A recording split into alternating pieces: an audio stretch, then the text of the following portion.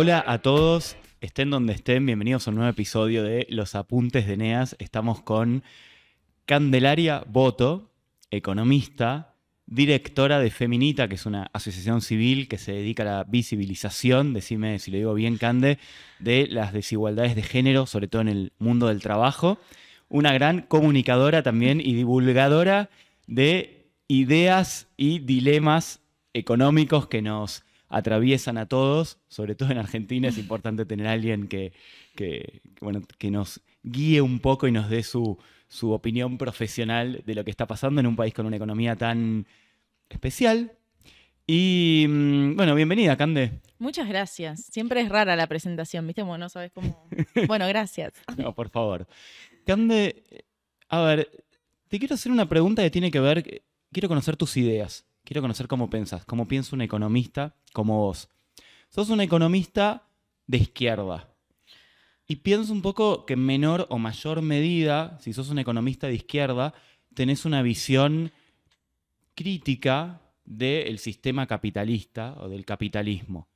Y yo lo que te quiero preguntar son dos cosas. Sobre todo la segunda parte me resulta más interesante, o al menos creo que no la puedo deducir tanto la respuesta, que es lo siguiente. Contame qué es lo que más, si querés, te molesta del sistema capitalista, del capitalismo, pero también contame qué es lo que te gusta, qué es lo que rescatás, qué es lo que decís, esto está bueno del capitalismo. Me gusta la pregunta. Ahí.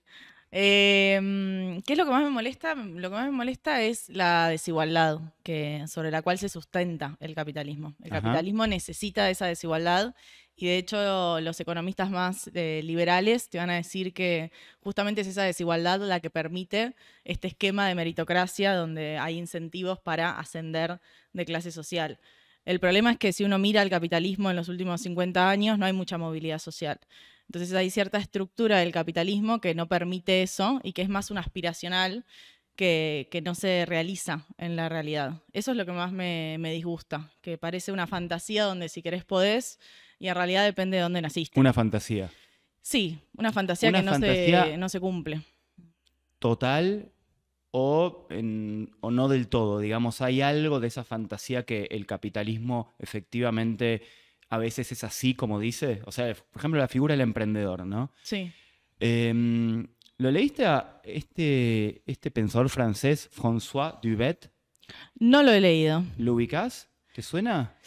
No, pero me interesa ese título. Bueno, La época de las pasiones tristes es uno de Sí. sus últimos libros. Él lo que plantea respecto a la meritocracia, él cuestiona el concepto de meritocracia y dice, ¿es meritocracia o es talentocracia?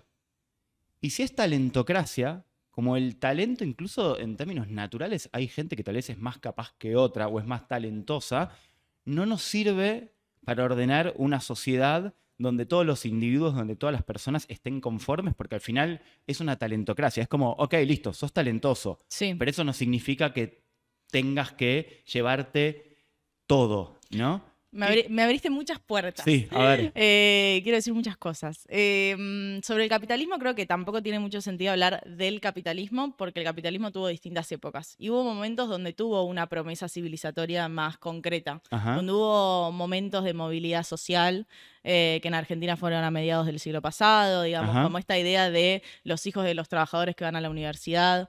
Y Claro. yo, de hecho, soy hija de docentes. Yo fui a la universidad porque era la Universidad de Buenos Aires y era pública y gratuita. Entonces me siento también como parte de una generación en un país que le permitió tener un ascenso, porque yo soy profesional y mis papás no son profesionales. En ese sentido, creo que hay casos donde hay cierta movilidad social. Ahora, el capitalismo actual del siglo XXI, uso el título de Tomás Piketty, creo que es un capitalismo mucho más estanco, donde mismo si vos sos un trabajador que cumplís todas las reglas del sistema y por ahí incluso sos un trabajador en relación de dependencia y después sos un emprendedor y después, y tenés más de un trabajo, no vas a poder acceder a comprarte una casa, porque las casas son muchísimo más caras de lo que eran hace 30 años, no vas a poder irte de vacaciones a, no sé, San Bernardo, digo, como el ejemplo de, trabajo todo el día y cumplo con ciertos proyectos de realización personal. Y en ese sentido creo que a mí lo que más me motiva es pensar que podemos hacer algo mejor. Como humanidad lo pienso. Yo tengo como una fe irrestricta a que podemos realmente pensar Entiendo, algo que nos incluya más a todos, todas entiendo. y Cande, lo que todes. no me dijiste Sí. era qué rescatás del capitalismo. Sí, yo rescato, o sea, soy de las que piensa que el capitalismo es mejor que los sistemas anteriores.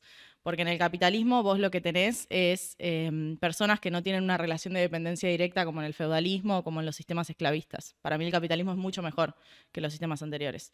En ese sentido, y porque además tiene una intención universal, tiene una intención globalizadora.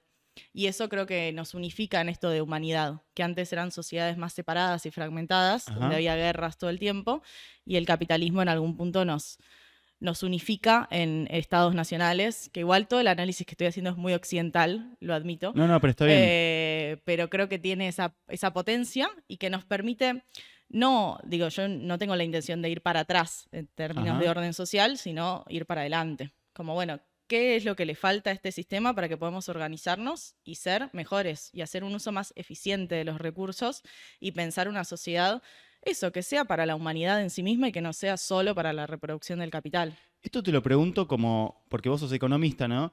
Y como planteamos al principio, tenés una visión de izquierda. Rutger Bregman, ¿viste el de Utopía para Realistas? Sí, Le cuento a la gente que nos está escuchando, es un pensador joven, historiador holandés, que escribió varios libros y tiene uno que se llama Utopía para Realistas, que me parece que me parece que él piensa bastante distinto a lo que se suele denominar como la melancolía de la izquierda, porque lo que él plantea es un algo, son propuestas, no se queda solo en la crítica del capitalismo o de la lógica de mercado, sino que él plantea, ok, esto es lo que está mal, por estas razones la gente está triste, pero desde el progresismo, ¿no? Que él está un poco de ese lado, está de ese lado, esto es lo que nosotros, o lo que yo creo, dice él, que hay que aspirar, que hay que lograr. Y lo que él plantea en Utopía para Realistas es, me acuerdo de una expresión que me parece una locura de ese libro, que él habla de San Francisco, la ciudad de San Francisco en Estados Unidos, que es famosa porque hay mucha gente que vive en la calle, hay muchos homeless. ok. Y a Pensé que me su, ibas a decir es famosa porque hay mucho progresismo. bueno, tiene muchas Sí, características, pero lo que él remarca es, che, es una ciudad de Estados Unidos, incluso creo que del mundo occidental, con más gente viviendo en la calle, y a su vez es la ciudad de Silicon Valley, es la ciudad donde están las grandes fortunas del capitalismo de la innovación, de la tecnología. Y él dice, con la revolución que está habiendo tecnológica y de la inteligencia artificial, vamos hacia una disyuntiva, que es la siguiente.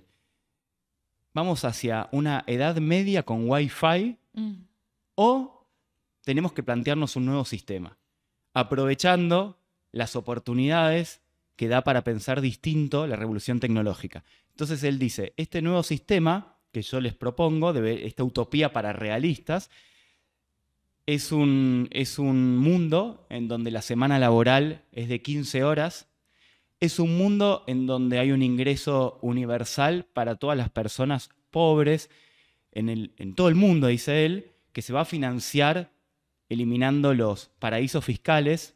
De hecho, es súper interesante cuando él plantea lo de lo de la pobreza, porque él dice a la pobreza se le elimina eliminándola, de un día al otro. claro. Si el subsidio es un subsidio que no llega a eliminar la pobreza de una, no sirve.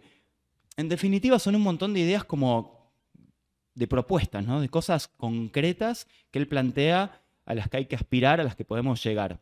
¿Cómo te llevas vos un poco cuando pensás esto, ¿no? Cuando decís, ok, yo critico el sistema, pero ¿qué es lo que propongo? ¿A qué me gustaría llegar?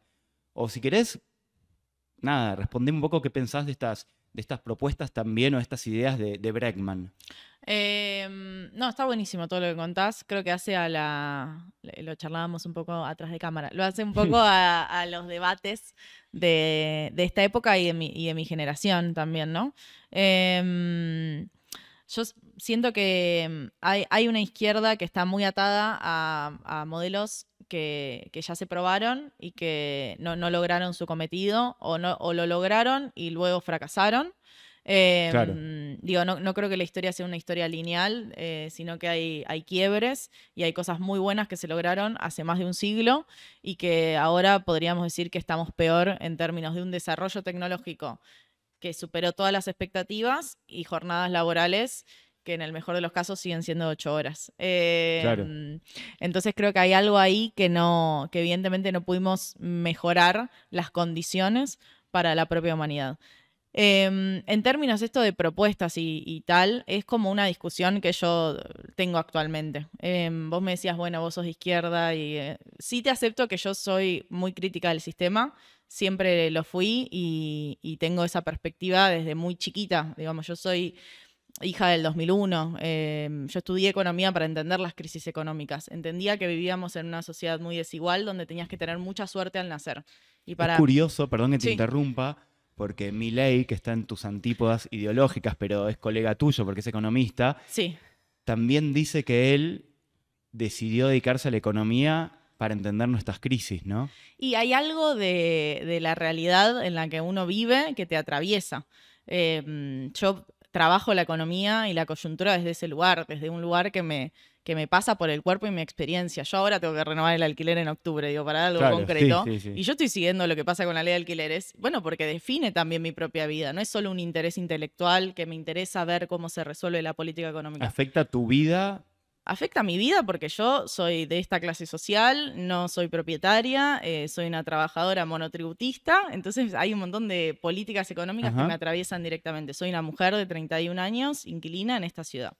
Entonces creo que hay algo de donde cada uno está situado que es relevante para llevar justamente a un desarrollo más teórico. O yo hoy en día trabajo más en la comunicación que en la academia, la verdad. Pero en términos de esto de crítica del sistema, para mí hay algo en las categorías izquierda, derecha, y que se ven un poco estancas, ¿no? De hecho, bueno, se ven en las elecciones, pero se ven los procesos en distintas partes del mundo, donde no sé si nos sirven tanto para analizar el hoy en día. ¿Qué es para vos alguien de izquierda y alguien de derecha? Para mí alguien de izquierda es alguien que tiene una postura crítica con el sistema, que tiene una postura de construcción de un sistema superador. No es una crítica vacía, sino que es una crítica constructiva. Y alguien de derecha, en mi perspectiva, que igual lo he leído menos, ¿no? Que No, es de sí, sí, derecha, sí. porque la gente de izquierda lee más que es ser de izquierda que es ser de derecha. Uno tiende a englobar en la otredad, ¿viste? Como, bueno, es todo eso que yo no soy. Creería que es alguien que defiende el statu quo, que es alguien que defiende lo establecido, porque en algún punto o es parte de una población beneficiada por ese statu quo, o porque cree que de esa manera va a llegar a ser parte de ese grupo favorecido. Diría que eso es ser de derecha. A mí me gusta la definición de Norberto Bobbio, A el ver. politólogo italiano, que dice, de izquierda es aquel que cree que las desigualdades son artificiales, no son naturales, fueron Ok. creadas por el sistema. De derecha es aquel que cree que las desigualdades son naturales. Es decir, si hay desigualdad, es natural, depende de las personas, de cómo se hayan desempeñado, pero no tiene que ver con que el sistema digamos, haya, La genera. claro, la genere. Siempre me gustó es una definición con la que concuerdo bastante. A mí me gusta pensar las cosas en términos de hacia dónde va. Me Sí, interesa mucho el horizonte, porque sí, también creo que unifica un poco. O sea, podemos tener el mismo horizonte y distintos cómo. Y por ahí eso en la estrategia nos lleva a distintos lugares, pero en la claro. táctica estamos en el mismo espacio. Que ahora en Argentina, en el marco de las elecciones, creo que se ve muy claro. Hay ciertos paraguas de lo que uno cree que tiene Ajá. que avanzar y lo que no tiene que avanzar, y eso te unifica con gente que en otro momento, por ahí hace 2 años, estabas en veredas opuestas. Para mí eso en términos tácticos, pero también de desarrollar una estrategia y desarrollar un contenido, que hay algo que yo siento que falta desarrollo teórico de qué es lo que queremos, de esto que me decías, utopías realistas. Bueno, ¿qué proyecto queremos? ¿Sabemos lo que no queremos? Yo creo que hay claridad en términos de, bueno, derechos que queremos defender, desigualdades que no queremos tolerar, pero ¿qué queremos en términos de utopía? Eso creo que todavía nos falta. Eso es lo que falta. Cande, me hablaste de la propiedad. Sí, La propiedad es todo un tema, ¿no? Porque ahora hay todo un debate, o sea, hay una cosa muy muy efusiva, muy concreta de parte, suponete, de los libertarios, ¿no? Como la propiedad es absolutamente sagrada, no me toquen la propiedad, el impuesto es un robo. Y bueno, y es un concepto que me imagino que como economista, en términos ideológicos, siempre estás pensando. Tomás Piketty lo que dice es que el problema es que no somos todos propietarios. Él dice, es más, él plantea, él tiene una idea que es que habría que darle a cada persona 120.000 euros. ¿De dónde va a salir esa plata? Dice él, cobrándole 90% de impuestos sobre el patrimonio. Y las herencias, más que nada. Claro, pero también, bueno, sí, de diversos lugares, ¿no? Pero cobrando muchos impuestos. Él usa un ejemplo que dice, el que tiene 1.000 millones de dólares también va a ser bastante feliz y va a poder hacer bastantes cosas si tiene 100 millones o 100 millones de euros. Y así vamos a lograr que todos sean propietarios. Porque si no, lo que él plantea Piketty es que hay una igualdad formal, pero no una igualdad real. Entonces es loco, ¿no? Porque es un pensador que también es economista y piensa desde el progresismo, pero a diferencia de lo que se hubiera escuchado hace 30, 40 años, que era como, no, la propiedad privada está mal, es lo que dice, no, al revés, tipo, planteemos un mundo donde todos sean propietarios. Vos, haceme alguna reflexión sobre la propiedad, cómo estamos hoy con eso, qué pensás vos como economista, como... Yo lo amo a Piketty. O sea, para Bien. mí es una de las mentes brillantes del siglo XXI. Hay que escribir, ¿no? Libros así que... Y son encima muy ensayos. basado en datos, o sea, muy, Ajá. muy lindos trabajos, fáciles de entender. O sea, sé que parece un bodoque, un ladrillito, pero la verdad que se explica muy bien. Casi 3 millones de ejemplares vendió este libro. Sí, yo siento que por ahí con el diario del lunes podamos decir, ojalá deseo eso, Ajá. que es como el Keynes del siglo XXI. Alguien que quiere en algún punto Bien. salvar al sistema, un sistema que está en crisis desde 2008. Bien. Sí creo que estamos en un momento donde la concentración de la riqueza es tal que pasa esto donde es absurda ya la concentración de la riqueza, porque hay gente que tiene tanta riqueza que tiene resuelta no solo su reproducción y la de sus hijos, sino por generaciones y generaciones. Claro. Y se ve hasta en el consumo, ¿no? Hay consumos que no tienen sentido en términos de la humanidad, en términos del uso eficiente de los recursos. Me pongo muy economista, pero hay algo donde cuando vos tenés tanta plata, ya la gastás en cualquier cosa. Sí, sí. En estos yates, en estas cosas de para ver el género del bebé, viste, y hacen unas fiestas lujosas y un yate a ver si es rosa o es celeste. Bueno, eso no es una forma inteligente de usar el dinero en un mundo donde hay gente que se muere de hambre. Para mí no es una forma inteligente, no es una forma que sirva a la humanidad. No es una forma que sea sostenible en términos ambientales tampoco. Hay un consumo que es un consumo idiota. Me hace acordar un poco lo que decís a el Pepe Mujica. Ok. ¿Viste que él es crítico de la cultura del consumo? Sí. Hay algo del consumismo que también hay que diferenciar entre el consumo del norte y el consumo del sur global, porque incluso las clases altas de acá no son tan altas en comparación a las clases altas de otros países.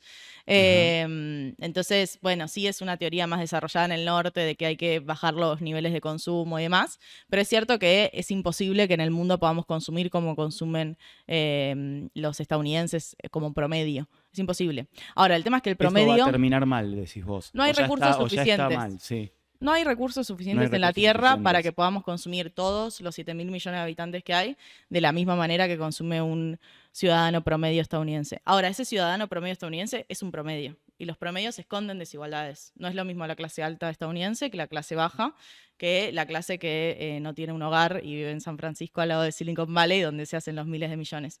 Entonces creo que hay algo en términos de sostenibilidad del sistema, que la concentración del ingreso a lo que llegamos como concentración del ingreso no permite que se pueda reproducir. Claro. Y estamos como en esa crisis medio constante desde 2008, donde los estados tienen que salir a salvar a los bancos, porque si caen los bancos caen las clases medias también. Entonces hay cuestiones que no hacen sentido en el largo plazo en términos de teoría económica y no tengo ni idea de cómo se va a resolver. Yo deseo profundamente que se resuelva de una manera muy favorable para las mayorías y si no, seremos la Edad Media con Wi-Fi. Bien. ¿Qué opinas de esta frase, que me la anoté? El entusiasmo por la igualdad es antihumano, porque tiende a reprimir el florecimiento de la personalidad individual y la diversidad. ¿Sabes quién la dijo? No.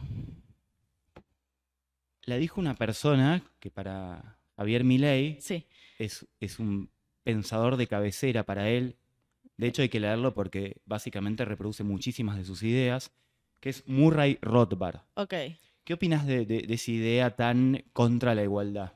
Creo que lo que está detrás, primero que es muy reduccionista en términos del concepto de igualdad, porque nunca se planteó desde las izquierdas ni desde los progresismos Ajá. que la igualdad sea algo monótono y homogéneo, sino que se planteaba una igualdad de oportunidades para poder cada uno gestar el jardín que quiera gestar. Claro. Vos decías lo de los talentos antes. Sí, sí. Bueno, cada uno quiere cosas distintas y nos gusta hacer cosas distintas. Hay gente que no gusta estar enfrente del micrófono, hay gente que le gusta más estar detrás de cámara, hay gente que le gusta producir. Digo, hay un montón de tareas que en conjunto logran hacer un trabajo. Y no todos tenemos los mismos intereses ni las mismas capacidades. Yo soy muy mala citando frases, lo cual me da vergüenza porque vos evidentemente sos muy bueno pero haciendo eso. me las anoté. Me las anoté, así que tengo ventaja. Yo no hice esa tarea. Pero hay una frase muy linda de Carlitos Marx que dice a cada quien según su capacidad, cada quien según su voluntad. Es algo así. Y habla de eso, ¿no? Como, bueno, cada uno puede lo que puede y cada uno quiere lo que quiere. Y la idea es cómo podemos coordinarnos para que cada uno pueda florecer en ese jardín que es la tierra hermosa que tenemos. Bien. Hay una frase tuya, ¡Apa! que voy a ver si la digo bien, pero ¡Qué miedo! para mí da para un montón, ¿no? Que es, no le presten atención a los consejos económicos de personas con la vida resuelta. Lo reuso, ese es un mantra además. Ok. Yo, esto, ¿no? Desarrolle. Soy economista, lo cual hace que haya estudiado con gente que, en general, en la Universidad de Buenos Aires hay mucha gente que tiene su vida resuelta, sobre todo en la academia. Pasa eso porque los sueldos son malos y en general la gente es hija de familias más acomodadas. Y a mí me pasaba mucho durante la carrera, yo siempre trabajé y Ajá. estudié. Y me decían como, no, vos no tenés que trabajar, tenés que solo estudiar, dedicarte a la academia, no sé qué. Y yo era como que me generaba problema tener que hacer las dos cosas, aunque entendía que había una necesidad material donde, si bien yo vivía con mis papás, tenía que mantenerme en mi día a día y tenía que conseguir plata, básicamente. Sí, sí. Entonces yo dije, bueno, yo no tengo que pensar como piensa alguien que tiene su vida resuelta porque no tiene que pagar un alquiler. Que me da un poco de envidia, no te voy a mentir. Sí, no es sí. que quiero que todos paguemos alquiler. No, idealmente que todos tengamos una propiedad y podamos vivir con ese estrés ya resuelto. Pero sí creo que hay mucha cuestión medio moralista a veces, que es como, bueno, vos deberías hacer esto, y el deberías muchas veces viene de un sustento material que tiene la persona, como, no sé, me pasó también cuando empecé a trabajar con marcas, que era como, bueno, vos deberías, no sé, con esta marca no deberías trabajar. Bueno, mira, o sea, yo tengo que trabajar y tengo que facturar y hay algo de realidad. No te queda otra. Sí, o sea, obvio que voy a elegir, no voy a trabajar con Monsanto, pero Claro. voy a trabajar con alguien con que me sienta más o menos alineado. Y eso va a pasar y es una realidad concreta y yo no me voy a poner a juzgar nunca a la persona que tiene que facturar. En todo caso, juzguemos al empresario, qué sé yo, al que concentra ese poder, no al que tiene que pagar el alquiler a fin de mes. Estamos viendo un momento, Cande, especial en la Argentina, ¿no? De cambios. Y ¿no sentís que hay como una brecha? Viste que está la microeconomía, ¿no? Sí. Pero yo te voy a hablar de las microexpectativas de la gente. ¿No sentís que hay una brecha entre las microexpectativas de la gente? Me refiero a poder acceder, si tenés trabajo, a un crédito para comprarte una casa, poder comprarte un auto, poder irte de vacaciones, o a Villa Gesell, o a Brasil, si te va mejor. Pero digo, esas microexpectativas y las propuestas del progresismo en los últimos años en Argentina, Vos decís que están muy separadas. muy separadas. ¿Lo pensás en términos de que el sistema ofrece poco o de que la gente pide mucho? De que el sistema ofrece, o sea, de que las propuestas que vienen de ese sector no se alinean con las expectativas, y no te estoy hablando de expectativas gigantescas, Claro. sino expectativas medio normales en cualquier país de Occidente, no se alinean con estas microexpectativas de los argentinos. Sí, o sea, en Argentina creo que se ve eso muy claramente porque venimos hace 10 años con una economía estancada, entonces hay cuestiones de la macro que imposibilitan no solo el discurso más progresista, sino la caja que financia ese progresismo. Pero creo que hay una cuestión de nuevo del sistema, donde en muchos lugares del mundo, incluso impensados, como podrían ser países de Europa, como podrían ser estados de Estados Unidos, donde el sistema no está pudiendo ofrecer ese compromiso que tenían, donde, bueno, vos te levantás, trabajás, volvés y vas a tener tu casita, y vas a tener tu familia, y vas a tener un autito, y te vas a poder ir de vacaciones. ¿Vas a tener un superahorro? No, pero le vas a poder pagar la universidad a tus hijos, en el caso del American Dream. Y si no, en Europa, que tiene estados más solventes, bueno, el Estado te va a garantizar esos espacios y esa reproducción. Eso no está pasando. Y no está pasando no ahora. Hay una crisis más sistémica desde los 70 para acá. Hay un cambio del capitalismo que se hace muy concreto desde 2008. Entonces creo que Argentina, como país latinoamericano, bueno, lo expresa de otra manera, pero hay trampas que son muy difíciles de sortear. Y que, de nuevo, a mí lo que más me gusta de la economía es que todo está relacionado. Y que cosas que parecen que son muy, muy distantes y muy lejanas entre sí, en realidad se relacionan. Que existan espacios geográficos en la Tierra donde la legislación está hecha para que los capitales no paguen impuestos, te perjudica en lo que el Estado te puede garantizar de derechos, de educación, de salud. Digo, perjudicó como la humanidad pudo atravesar la pandemia. Entonces son cosas que parecen como, ¿qué tiene que ver? No sé. Volviendo a Bregman, ¿no? Que decía hay que eliminar los paraísos fiscales. Es que cualquier persona te va a decir que hay que eliminar los paraísos fiscales, porque es irracional que existan. El tema es cuánta vocación le ponen también a eliminar los paraísos fiscales, porque es algo que atañe no solo a los grandes empresarios, sino muchas veces a los grandes políticos del mundo. Hay una unión ahí que hace que sea muy difícil avanzar en legislaciones más internacionales. Tengo una pregunta concreta que parece simple, pero bueno, a la vez no es simple. No me hiciste ninguna pregunta simple. Bueno, otra pregunta no simple. Y te lo voy a hacer de una manera más divertida, o al menos me parece a mí más divertida, que es la siguiente. Te voy a preguntar, ¿qué modelo económico soñás o querés para Argentina? Y la expresión que voy a usar es, ¿cuál sería el milagro económico de Candelaria Boto para la Argentina? ¿Viste el milagro económico que se decía Chile? Es un milagro económico, los países del sudeste asiático, los países bálticos. ¿Cuál es el milagro económico que te gustaría a vos para la Argentina? Qué difícil. Me agarras en un momento de la vida. Yo soy muy transparente en cambiar de pensar y en que me puedo arrepentir de lo que digo y lo que pienso en este momento. Creo que habla bien de vos eso. Gracias, pero bueno, es una realidad. Capaz en 2 años escucho esto y digo, no, nena, qué flayaste. Pero estoy en un momento muy reformista de mi vida. Por eso la etiqueta de izquierda decía, bueno, hay gente que me va a decir que no soy lo suficientemente de izquierda. Yo creo que hay que pensar un programa concreto de políticas públicas para la Argentina, para lo que se viene, que no hay un partido político hoy en día que pueda expresar una transformación social que no sea el de Milei. Milei expresa una transformación social. Él te dice, va a ser un modelo de sálvese quien pueda, pero es un modelo, es una forma, es una transformación social donde tenés que ser como el más poderoso, el más fuerte para sobrevivir. A mí no me gusta ese mundo, me parece que es peor que el que tenemos ahora. Pero entiendo que involucra un horizonte distinto de lo que hay. El resto de los partidos lo que te dicen es, bueno, vamos a seguir con las reglas que tenemos y vas a estar siempre un poco peor y a lo sumo vamos a pasar 6 meses donde la vas a pasar muy mal. Eso es terrible. Eso es terrible. Eso es terrible en términos de, obviamente, que la gente está enojada con los partidos políticos. Si no me estás proponiendo nada. Entonces yo creo que hay que construir una propuesta que involucre un mundo mejor.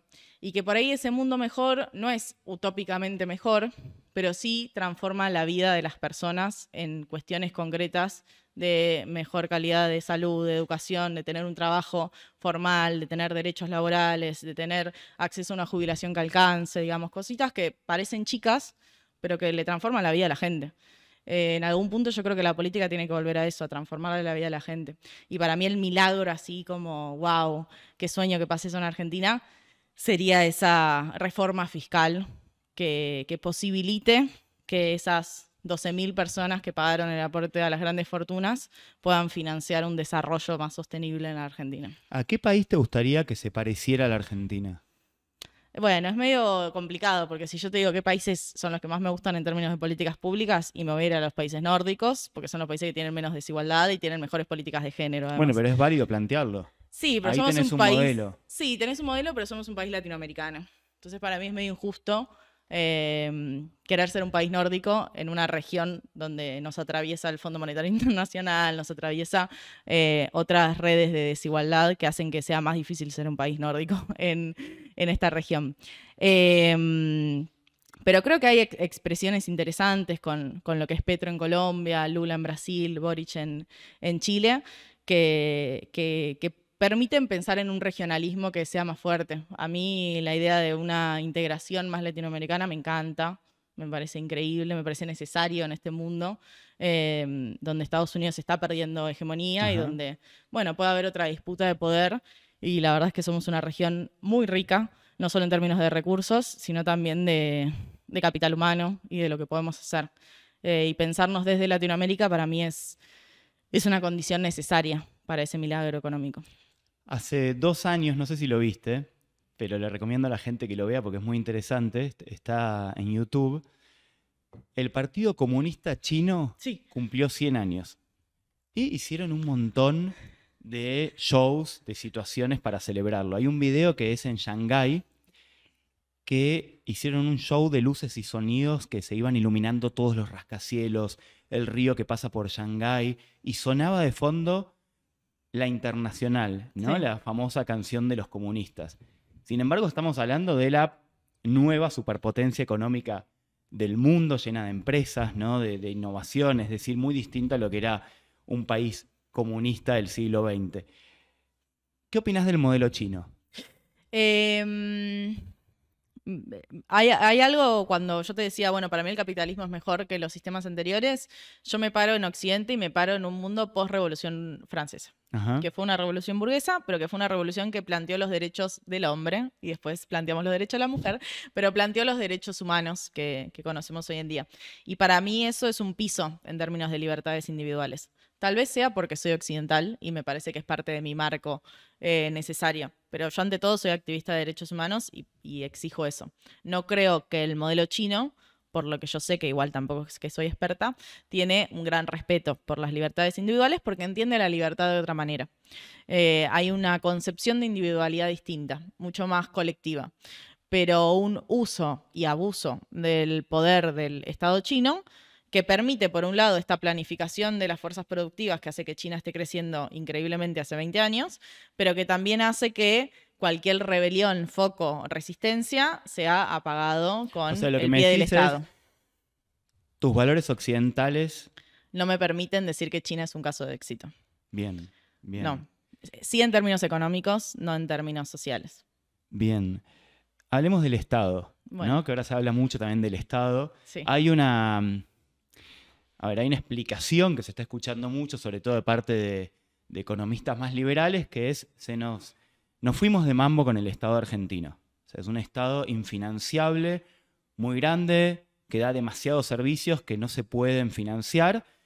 Hay demasiada gente, tanto empleados públicos como gente que recibe planes u otros beneficios, que hicieron que en definitiva tengamos un Estado quebrado y eso deriva en que no tenemos moneda. ¿Nos fuimos de mambo con el Estado argentino? Yo creo que el problema no es ese, porque está bien hablar del problema de déficit público, porque es un problema. Y por ahí hubo muchos años donde gran parte de los progresismos, o incluso de los oficialismos, porque a veces al peronismo no le gusta que le digas progresista, Ajá. dijeron, bueno, no es importante tener déficit fiscal, se puede ser un país con déficit fiscal, dando la explicación de que Estados Unidos hace 30 años tiene déficit fiscal. Bueno, nosotros no somos Estados Unidos, no tenemos una moneda que compita en el comercio internacional, entonces la discusión del déficit fiscal es muy importante. Ahora, esa discusión de déficit fiscal vos la podés plantear en términos de que tenés muchos gastos o la podés plantear en términos de que te faltan recursos tributarios. Y a mí me parece mucho más interesante plantearla desde el hecho de que nos faltan recursos tributarios. Claro. Hay cosas que no hacen sentido en la economía argentina.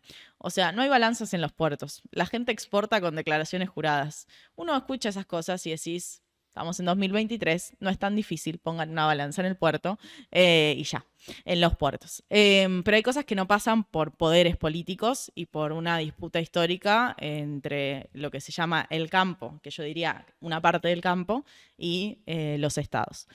Entonces, digo, pensar que el gasto público es muy grande limita mucho el accionar de ese estado. Y tener esa discusión en 2023, sobre todo pensando en la pandemia, yo pienso como Argentina, podemos tener discusiones si manejó bien o mal la pandemia, pero la realidad es que no tuvimos gente que se moría fuera de los hospitales, que sí fue una situación que se vivió en el resto de la región.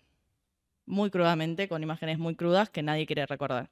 Entonces, plantear eso en 2023 para mí es una irresponsabilidad política muy grande, porque ¿qué pasaría si desfinanciamos aún más el sistema de salud? Ahora lo que sucede Sí. es que vos nos contabas que decidiste ser economista por la crisis del 2001, ¿no? Por cómo te había impactado.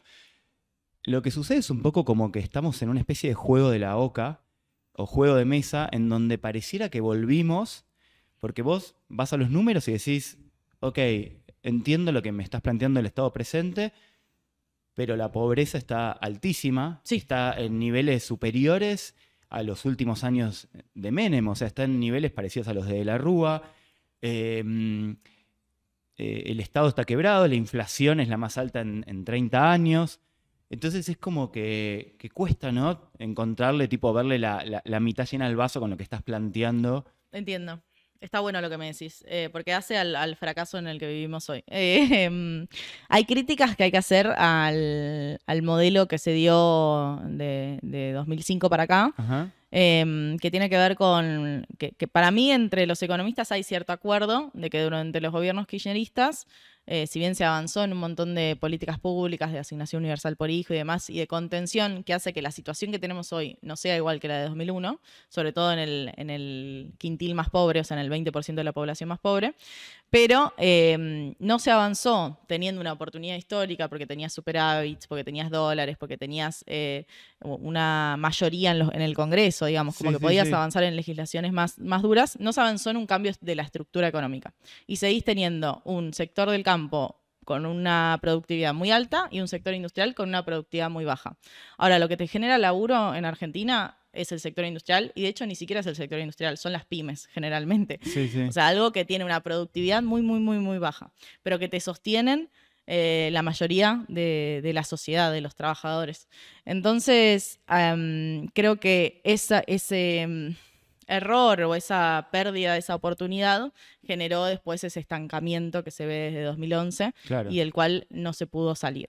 También se podría hacer lo mismo en algo más chiquito. Digamos, este gobierno los 2 primeros años también tuvo un superávit increíble en la balanza comercial y medio que se creyeron que iba a seguir sucediendo, y eso después no sucedió y ahora estamos con las reservas más bajas en mucho tiempo.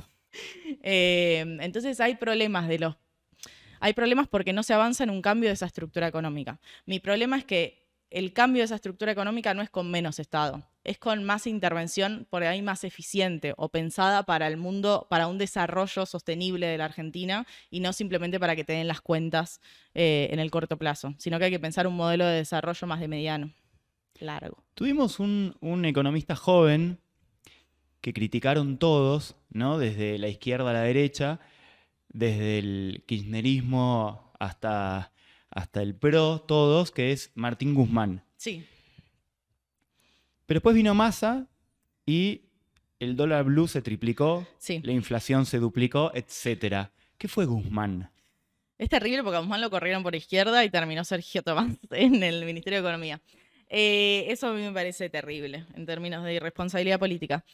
Yo creo que Guzmán, yo hice un curso de deuda con él, o sea, le tengo un gran respeto en términos académicos y le tengo un gran respeto en términos humanos de que sé que es una persona que tiene buenas intenciones para con el país y que realmente quería, volcar su vida académica a generar esto, ¿no? Una posibilidad de desarrollo. Sí. Creo que le faltó política. Creo que le faltó entender que para construir esas políticas económicas necesitas apoyo. Y por ahí no construyó también esas redes.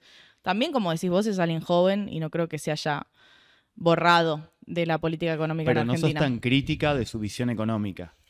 No soy tan crítica de su visión económica, soy más crítica de Ponele, él cuando de su empezó, cintura política. de su cintura política y de qué tanto pudo avanzar en su larga gestión, porque tuvo mucho tiempo de gestión, que estuvo 2 años y Sí. medio. Sí, 2 años y medio. Yo creo que tuvo cierta ingenuidad bueno, en cómo programó el acuerdo con el fondo. Sí creo que hay una crítica para hacer ahí. Pero bueno, se podría criticar al kirchnerismo también porque no movilizó lo suficiente para que pueda tener más cintura en la negociación con el fondo. No sé, no me quiero meter ahí porque no conozco tanto los detalles internos. Creo que hay críticas para hacer para todos lados. Sí, evidentemente tuvo fallas en la política económica. Ajá. Debería haber avanzado en una reforma fiscal. Yo sé que él tenía una reforma fiscal en la que no pudo avanzar en el Congreso y ahí es donde le faltó cintura política. Porque en algún punto la reforma fiscal y los recursos tributarios son la caja que tenés. Vos podés tener un discurso muy progresista y Sí, decir, sí. bueno, quiero la igualdad y lo que sea. Ok, perfecto. Todas esas políticas se tienen que financiar. E importa cómo las financias. No es lo mismo financiarlas con IVA, como es el sueño liberal, digamos, acá el IVA es del 21% por caballo, no es que lo puso alguien progresista ni de izquierdas, o podés financiar esas políticas con impuestos más progresivos, que cobren más a quien más tiene y que no lo tengan que pagar las personas cada vez que van al supermercado. Claro, entiendo. Entonces, esa discusión de cómo recaudamos esos recursos tributarios es necesaria para pensar el desarrollo que queremos. Y eso no lo hizo uno. Bien, comprendo. Cande, además de economista, Sí, te asumís como feminista. sí. Rita Segato. Rita Segato, que es una gran pensadora para el feminismo, una antropóloga muy prestigiosa. Hay una palabra, un concepto de ella que es la ternura, que me parece como súper interesante, ¿no? Que tiene que ver con, al menos como lo entiendo, con que hay una visión del feminismo que ella lo considera un rasgo más propio también de lo femenino, que es la ternura, que es como ser más empático ante las situaciones, un poco más compasivo. Y te conecto esta idea de la ternura con vos como economista, con vos como una persona que ve la economía de las sociedades. ¿Crees que hay algo de esta idea, de esta variable de la ternura en la mirada femenina y en el feminismo que hace que veas la economía en las sociedades con una mirada un poco menos competitiva, si querés, menos, no sé, menos radical en cuanto a la competencia entre las personas, un poco más compasiva, un poco más solidaria? ¿Hay algo de eso? A mí me cuesta un poco pensarnos tan categóricamente como mujeres y varones.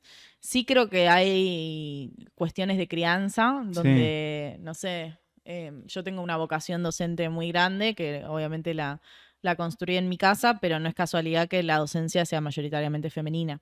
Hay algo claro, donde nos criaron para ciertas cosas, ¿no?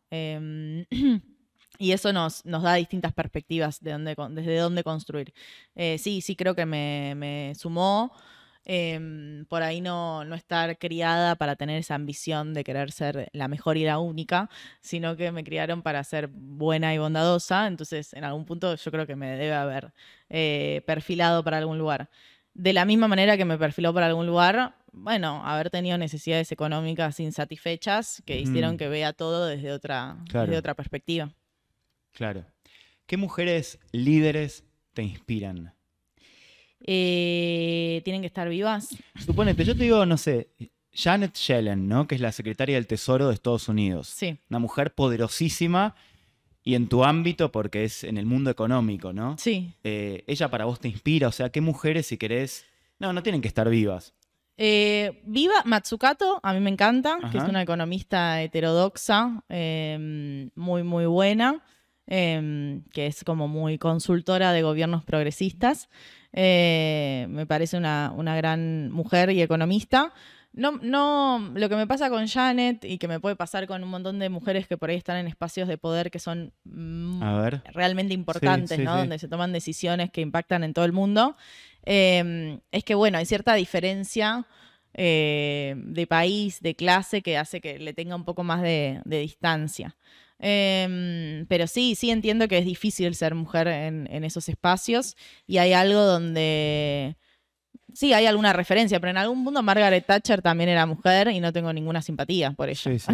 Es como, Bien. no es que simplemente porque sea mujer y sea una mujer poderosa me va a causar admiración. Creo que es interesante en general las personas que tienen el poder y pueden construir un poder que es distinto del que ofrece el sistema. Que no es un poder simplemente por acumulación individual, sino que es un poder para transformar colectivamente la realidad. Y eso pueden ser mujeres, varones, trans, lo que quieran. Me da igual, me parece admirable. Bien, perfecto. Cande, tengo una última pregunta, te voy a llevar ver. a un terreno filosófico que tiene que ver con el progresismo y la identidad y las identidades. Hay una autora que es Caroline Fourest, que acá está el libro también, que es una pensadora francesa, que ella es feminista, que ella fue una de las fundadoras del movimiento por la igualdad de derechos en las minorías sexuales en Francia. Ella es lesbiana. Y últimamente está crítica sobre todo con la faceta, vendría a ser del hiperidentitarismo del progresismo, ¿no? Como que ella dice, hay algo raro, por ejemplo, si ella habla de su país en Francia, ¿no? Si se están juntando en las universidades como aliados los islamistas con las feministas, porque ambos se consideran minorías en Francia y se ven como minorías. Entonces, ella lo que dice, esta crítica es, esto de dividir el mundo en tantas pequeñas identidades, lo que termina siendo es que no podemos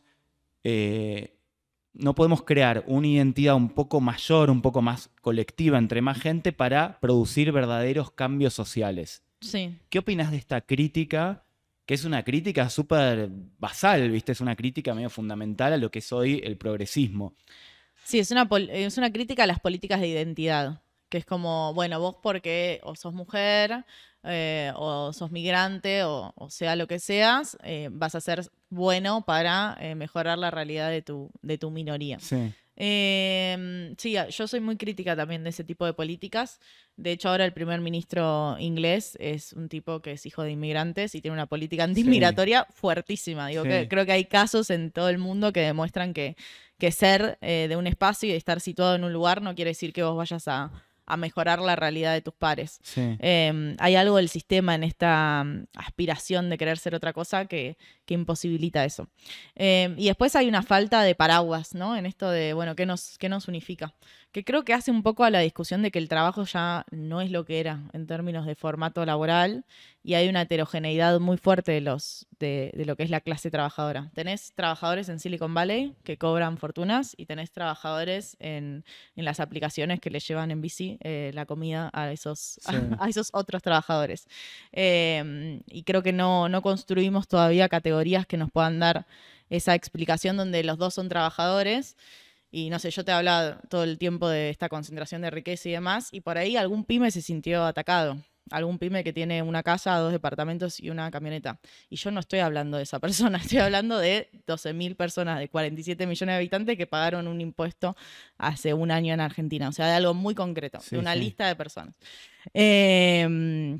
Entonces, creo que hay algo donde tenemos que encontrar una cuestión donde nos une un mundo muy heterogéneo, pero lo que nos une es justamente no ser parte de ese 1% o menos, en Argentina es el 0,01%, que tenemos realmente una cuestión donde tenemos que trabajar para sobrevivir. Yo creo que un poco lo que nos unifica es eso.